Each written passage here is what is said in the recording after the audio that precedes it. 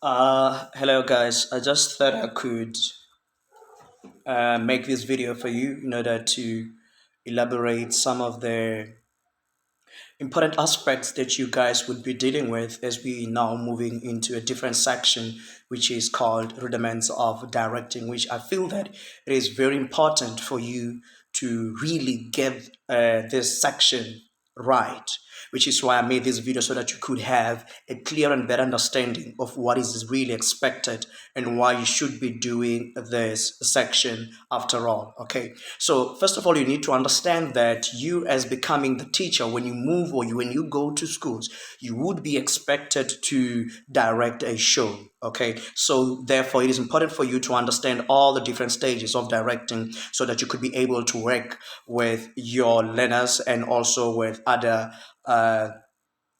teachers with an understanding of what a production should be like and what production should entail when you are directing as such. So when you get to schools as a teacher, have been given this task of becoming a director for a certain production.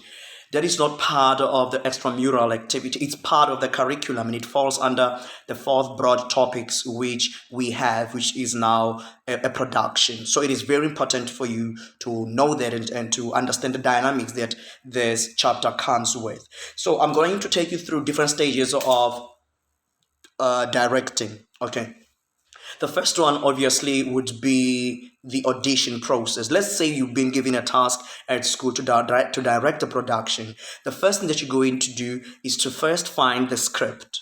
Okay, identify the script that you would like to direct. Okay, if maybe there is no script that you would like to direct, or maybe you're going to be doing a workshop production. A workshop production in this context, it means that you are going to look for actors, and then you're going to develop themes together, and then you're going to develop the script together. It is a creative process of coming up with a play. It is called workshopping process. But now let us focus on the one where you're going to be given the script to direct. First, you identify the script that you want to direct, and you have to read the script over and over and over until you really understand the depth of what the playwright was intending with the script. Okay, and in this case, you can also have the freedom of how you want to adapt the script, looking at some of the themes that you really want to emphasize or that you'd really want to explore. Okay, so now you got the script. Now, where do you start? The first thing that you're going to start with is the audition process. So when you audition, you also need to be clear about this kind of audition. Is it an open audition or is it a closed audition? What is the difference between these two? An open audition, you would say, I want all learners from grade 10, all learners from grade 6 up until grade 9 to come and audition. It's open audition, it's open for everyone. Okay, but once you say it is a closed audition, it means that you need to be specific of the type of actors that you would like to have for the production. In this case, you can say it is a closed audition, and then I'll therefore be working only with the grade 10s up to grade 11 or grade 12 for that matter. You become specific about that.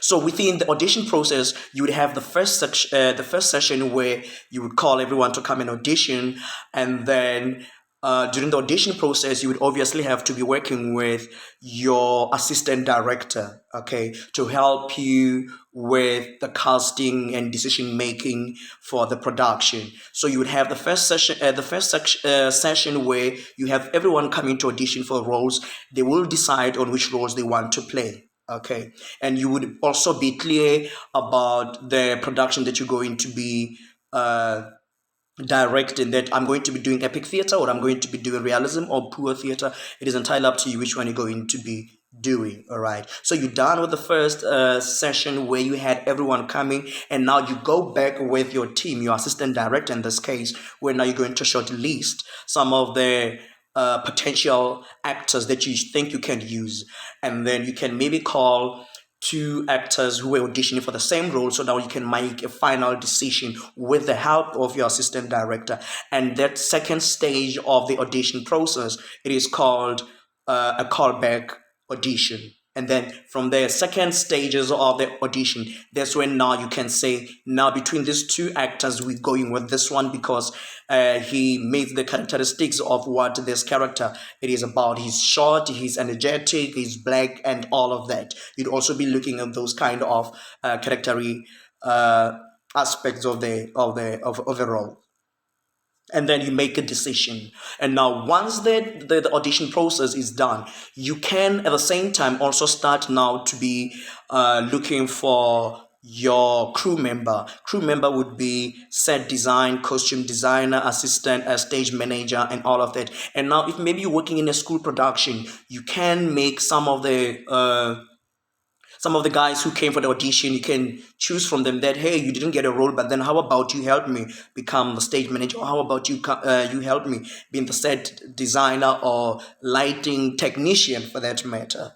All right, so you can make use of those who came to the audition, or you can absolutely, it's entirely up to you, maybe to use a different group of people to help you become the crew members. Crew member in this case, we referring to lighting technician, costume designer, stage manager, assistant director, and sound technician as well. Someone who would be operating the sound desk to play the music, to create the ambience when the play is performing.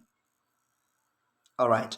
So you're done with different stages of the production, and then you've already chosen your crew member, and then everything is set. And now you're about to start with the rehearsal process. So when it comes to the rehearsal process, you need also to design a rehearsal schedule and be clear with it that we only have 4 weeks to get the production together, or we only have 6 weeks to get the production together. Therefore, this is how we're going to work. For the first week, we're going to have table reading. So what is table reading? Table reading is when now you give everyone, the cast members, a script. Whenever they come to the rehearsal process, they would start first with reading the script, understanding the depth of the character, and you, as the director as well, would also be facilitating the table reading process to see if the actors are understanding the scripts, to see if maybe you can also help them with characterization while they're going through the process of table reading. Okay, so the first week would be table reading. The second week, you can dedicate it for the blockings. So the process of a blocking is a second stage which can work concurrently with memorizations of lines. Okay, so when you work with the blockings, it means now we are standing up. We're no longer sitting passively reading the script. We're standing up. We're now getting on the stage while reading the script. There will be other actors who are too quick to memorize the lines. They are okay, but then at the time, you help actors to understand the exit and the entrance while they are also trying to memorize their lines.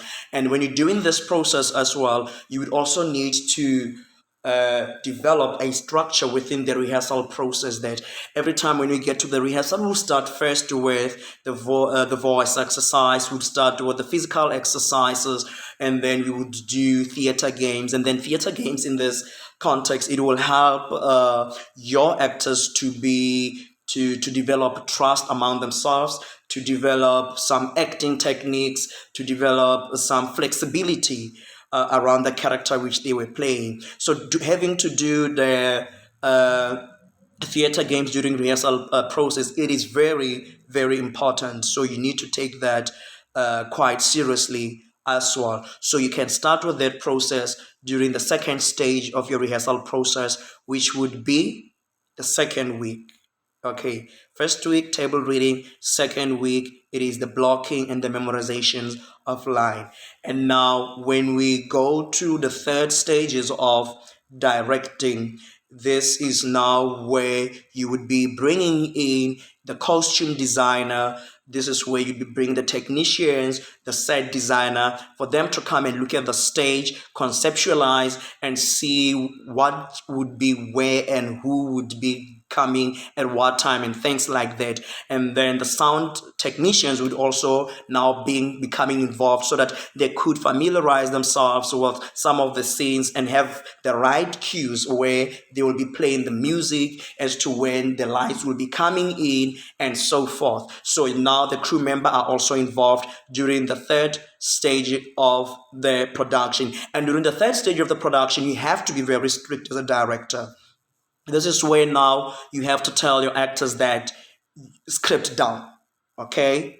You need to be memorizing lines. You need to be understanding the psychology behind the character. You need to be on top of your games. Scripts down. During that stage, we don't expect any actors to be using their script. Okay? But at the same time, it is your responsibility to help actors memorize lines. Okay? Because sometimes it becomes a challenge for an actor to memorize lines if he does not really understand what is this character all about. But once they can be some form of personal touch or personal connection with the character, it will be much more easier for the actor to memorize the line and understand the depth of this character, of where he's going and where he's coming from. So there's the third stage where now the crew member are there and everyone is there and all of that. So the fourth stage of the production would be your dress rehearsal. Dress rehearsal, which means that all the actors are now going to start rehearsing wearing their costume. The term costume refers to the clothes which they use when they perform. It is called costume. All right.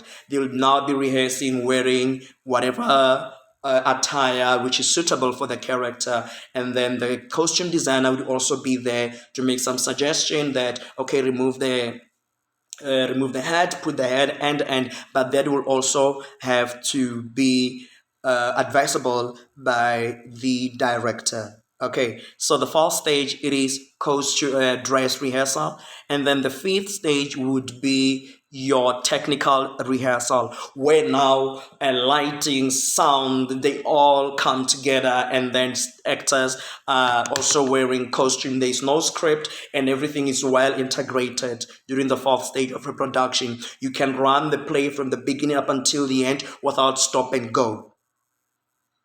No stop and go during the fourth production. All right, you run it from the start up until the end, until everyone can understand the feel of what the production is about.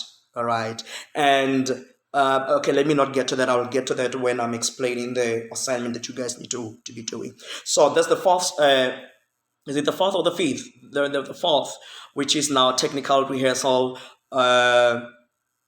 Technicians are there, designers are there, everything is well integrated, everything is now coming together. You can see the play being alive and all of that, and it's so exciting. And once that is done and once the director is happy, the following stage, which is now be the final stage, would be your opening night. Opening night, normally as a director you will invite people from the industry or your colleagues or your friends to be part of the opening night. Opening night, this way you can expect to get some feedback from your colleagues or feedback from other audience members that okay, or the audience member can also have Q&A with the actors after the performance. They can start to ask them questions and all of that.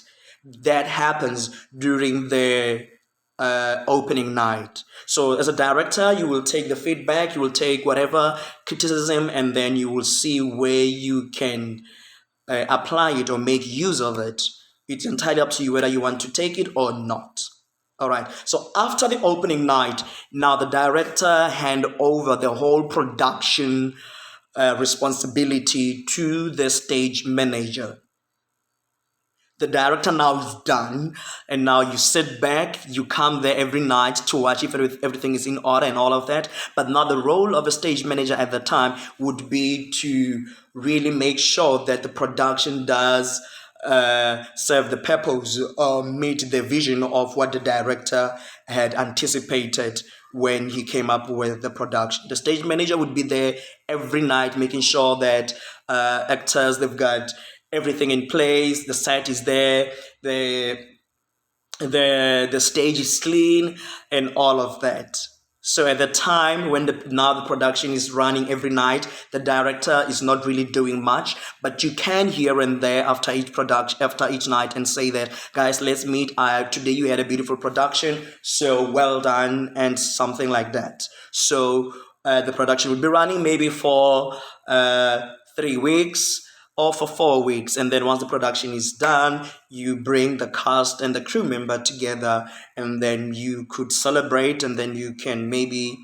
It is entirely up to you how you'd want to celebrate the end of the production. If maybe it was a success, so that would be your role as a director. Okay, so I'm very much aware that for this section, you would be doing directing. You would be expected to come up with a concept board for the second assessment because, unfortunately, due to the circumstance, you would not be having the opportunity to direct as it would be on a normal scenario or case scenario. You would be expected to actually direct a play. But now, because of COVID and all that, you would now be expected to design a concept board. So for the concept board, you're obviously going to use PowerPoint presentation. Okay, so this is where you are showing us the idea of how you would like to direct your show. And here I'm aware that you are expected to actually select one scene from Caucasian Chalk, and then have your planning around that. You can select, maybe let's say you're going to take a scene where now the judge is making the decision between the two women who are fighting for a child, and maybe focus on that scene. But within that scene, you can also still determine some of the, you can work out, in fact, the segments within one scene, or you can work out some of the beats within one scene. It's not that now it's one scene, it's just going to be one shot and then it is done. You can have special moments within that scene. All right. So the assignment, you can submit it as a PowerPoint presentation, and then maybe in your first slide you can say that you can draw um, the floor plan of how you are envisioning your stage to look like. Are you going to be using proscenium stage? Are you going to use thrust stage? All these types of stage that I'm mentioning right now are included on your study notes. So you have to go through that in order to understand the different types of staging. So you decide this is proscenium, and this is how the planning of the floor is going to be like. This is where the judge is going to be sitting. This is where the two ladies are going to be coming from, and something like that. And maybe as you move to the second slide, you can now show us how you are envisioning your blockings to look like. Okay, remember the blockings now. Blockings does not only include body positioning, but it works hand in hand with the set where you are planning to put your table, the chair, the bed, and things like that. And when doing that, you also need to be quite clear and precise with the stage direction. Are you going to put in the stage here? I mean, the table here on center stage? Is it downstage, upstage? You also need to show us, to demonstrate to us that you have a clear understanding of theatrical terminologies. All right, that maybe would be your second slide. And maybe the second slide, you can show us the indication of how you want to use the lights. Are you going to use uh, was this light which they commonly use? You're going to use white light?